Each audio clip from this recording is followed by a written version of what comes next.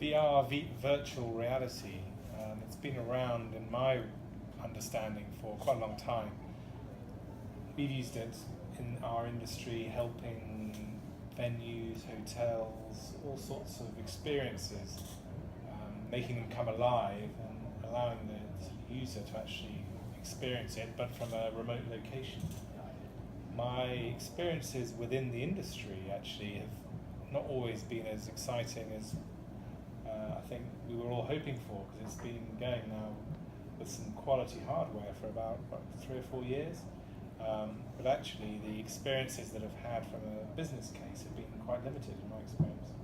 Yeah, I'd agree with that, Toby. VR's been around decades, but I think its commercial use has been relatively thinly used until the last few years, and a lot of people have started now with the different headsets that are coming out to start to maybe consider its usage, but in my experience, and having seen a couple of venues use it, I haven't seen any particularly good use cases. In fact, I still think the hardware and the graphics cards aren't where they need to be.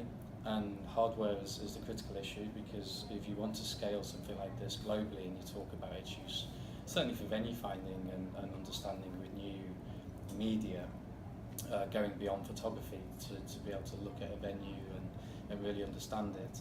I think there's a couple of things missing. The hardware is clearly a barrier, because there's a big cost to get, if you're a corporate event planner and you've got 20 planners in a team all using it, that's quite a big investment for the corporation to do. But then the quality of the graphics cards means that you quite often have a feeling where you're feeling giddy or sick afterwards, particularly if you're susceptible to motion sickness. And that's certainly the experience I've had, being susceptible to motion sickness quite a lot, that I've been on trade show floors and experienced it and felt sick afterwards. But I've also sort of taken a headset off, and beyond the experience of being immersed into the environment, which is what VR is all about, it's that immersive experience, I've found there's been a lack of storytelling, so people haven't really thought through what are they trying to tell the event planner about the space, about the venue, and that's been disappointing. Yeah, content has been lacking really, and everyone's been getting excited about the technology rather than the actual content of the piece, because whether it's through an 8mm film from 50 years ago, or an HD camera, or a Super IMAX cinema, there isn't a story in good content. It's just not going to translate into a useful bit of medium. No. I mean, we're in offices, and quite often technically driven offices all the time, and how often do we see VR headsets being used? Very rarely. Although in my shared office in the city, my next door neighbour is actually working on an AR product at the moment, which is quite interesting, or an AR experience.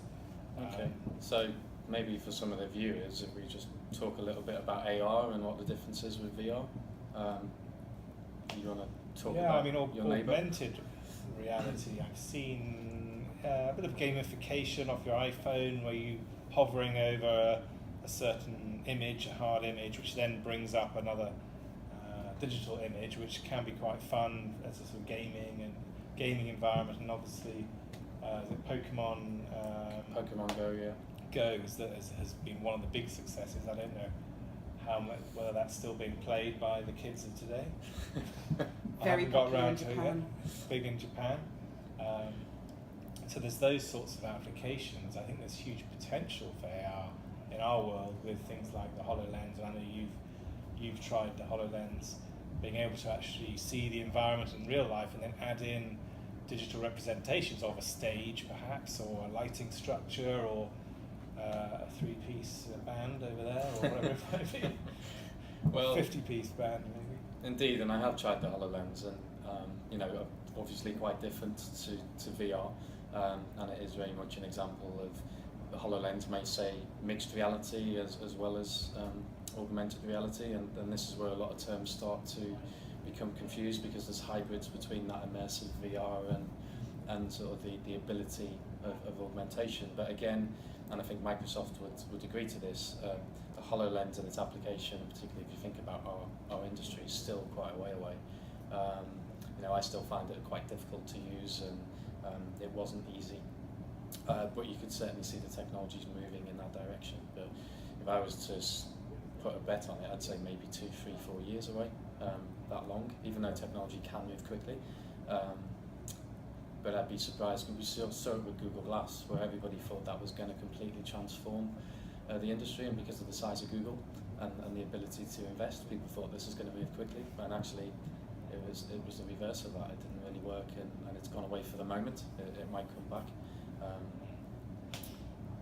doubt it. Eventually. A version of it, I think, will probably end up in maybe some sort of glassware, but it's just wearing those glasses is just a barrier to entry. Whereas the iPhone sort of augmented and really the technology went into a system or a piece of hardware that you were already using because it was a mobile phone. You were used to carrying that around with you, and the technology improvements there meant that barrier wasn't there.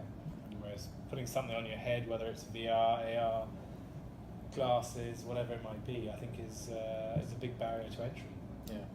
So realistically, when you think of our event experience and on different sides of the market, you as a venue salesman and me, or venue marketeer and venue owner actually, so all of those things, and me sort of more on the agency side managing big corporate events. Can you really see on either of these sides VR taking off massively, given what we've spoken about? Can I see taking off massively? In a limited way. I think it's very, very useful. If the content gets better, if the hardware gets better, because watching something that's more pixelated than a super high quality 4K video medium, why is that really going to help you understand the property better? Yeah. It's not going to sell you the property better, from my experience. You might be able to use it to actually understand how you might use the venue from an events point of view, where you put your registration desk or your staging, whatever, those sorts of aspects, and maybe even talking to your sales teams who are tasked with actually finding positions for the sponsorship throughout an event. That could be quite interesting. But I think actually selling it as a venue sales tool at the sort of top of the marketing funnel, I think it's going to be quite tough. Yeah. There's too many factors to actually get through before you get to that sort of more detailed piece. Yeah, sounds like there's a lot of mights, ifs and buts in your answer. Well, absolutely. I mean, if hotels and venues could have some decent images on their own websites, that would be a good start. Good floor plans, that's I think something that's being looked at quite heavily by a lot of the large hotel and venues around the world. It's because event planners, from our experiences, we know, as we've talked to a lot of event planners about what's missing from venues, and I've certainly done this, is just good, simple floor plans. It's just not, and to scale and accurate. It's extremely difficult.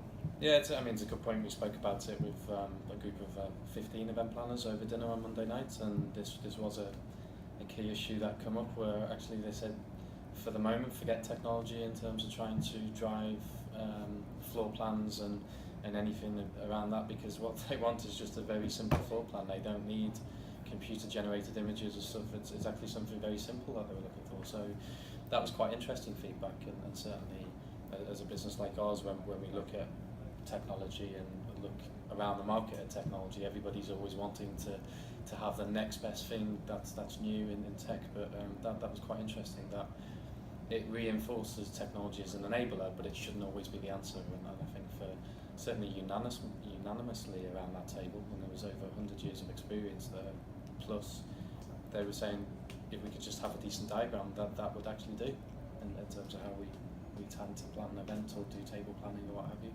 So that was fascinating. Yeah, I mean, keep it simple. That's the way. But that's, I think, the art of any technology, is really keeping it simple.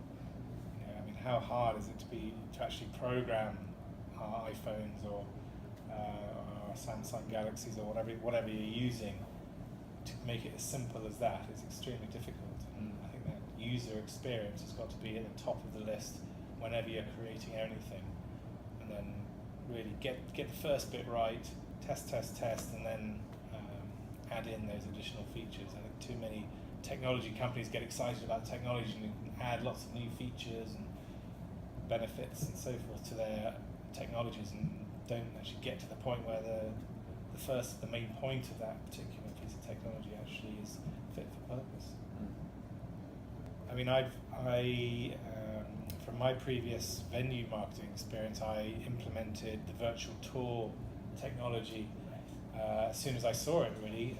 And in those days, it was basically Street View, Google Street View, because it did allow a user to have a good rummage around a venue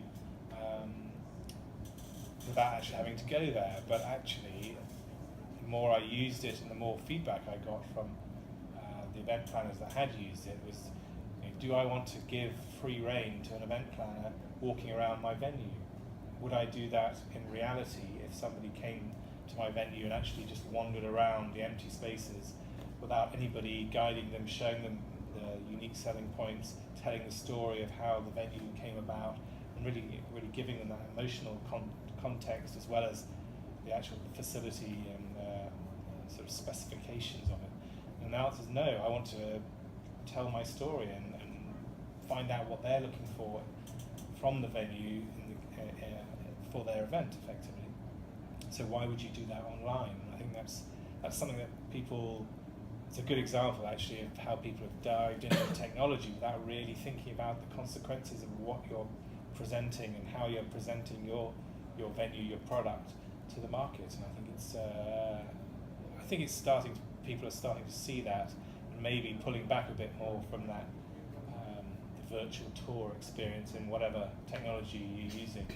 I certainly think there's a use case for it when you're planning an event, and you can quite possibly have 2 or 3 of you within your own events team using it, all with headsets on. Even a Google Cardboard, has some use and is high enough quality for a bit of planning to understand it. But is it there that's going to revolutionise the industry? No.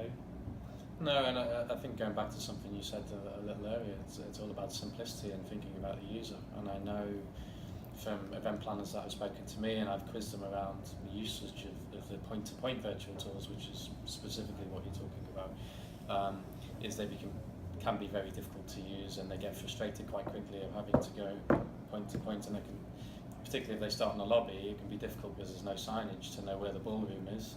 So that could take you a long time to get there, but even if you do know where it is, you might have to click your mouse 30, 40 times before you're in the ballroom, which I think is very frustrating. And sometimes they are that you stood looking at a floor, a wall or a ceiling, and that's very frustrating. So again, it's the specific technology, it's the use of it, and thinking about the user and the simplicity, and you're absolutely right with storytelling. That's what you want to know. It's not just the ballroom. It's like, well, okay, why this specific ballroom in this specific venue? So what's the history of this venue? What else does it offer? The destination is quite critical to the choice of a venue. I was just speaking to a hotel actually in Rotterdam just before we come in, and they were saying that they needed more assistance in terms of being able to tell the story of why Rotterdam, because a lot of people in the Netherlands instantly think of Amsterdam, and I said, well, also The Hague. They tend to be the 2 destinations that come up a lot, and but I'm familiar with Rotterdam, as a big city in Holland, but not everybody is, and so the critical thing first and foremost, and the venue agreed with me, is you have to sell the destination first. And why go to the destination? What's the attraction of that? And then why this particular hotel? What's the benefits of holding an event here specifically? So there's a grander story, and a virtual tour that's point to point is not going to cover all of those key things that the event planner is essentially looking for. So you're absolutely right. Simplicity, storytelling, and getting into the head of the planner, the client, and understanding what they need. Yeah, absolutely.